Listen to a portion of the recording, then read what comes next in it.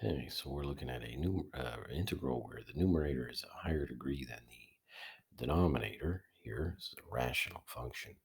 And whenever you have a situation like that, it's convenient for you to long divide such that your rational function here gets turned into some like other like a polynomial with a rational added or subtracted onto the end there. Okay, so let's go over this long division.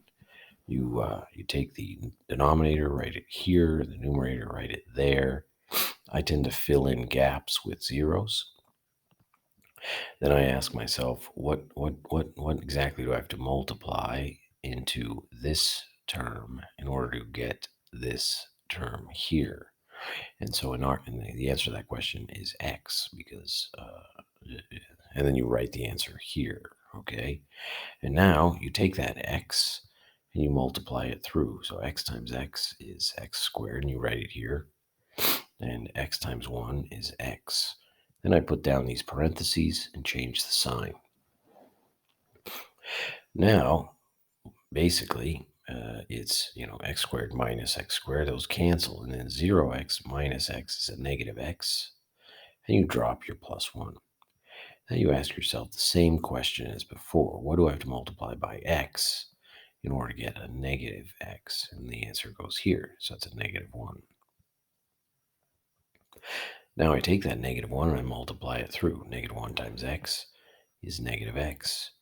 Negative 1 times 1 is negative 1. Then I put parentheses and I change the sign.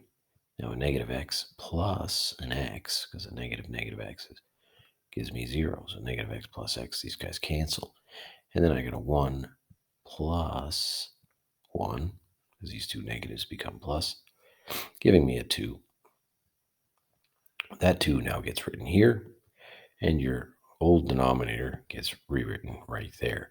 And now, basically, this thing here, this new quotient, as one would be equal to this thing here. And so I replace it with this. Oop, I forgot my dx here. Dx. All right. Now I can go ahead and integrate each of these. Integral of x is, this one, x squared over 2. Integral of 1 is x. Make sure you keep the sign. And this one is just going to use a uh,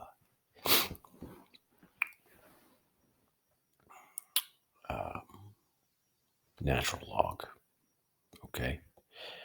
And so there you are. This is a natural log rule. You factor out your 2, and then you use the natural log if the denominator, its derivative is found in the numerator, then you can use the natural log there. Okay. All right. Looks pretty good.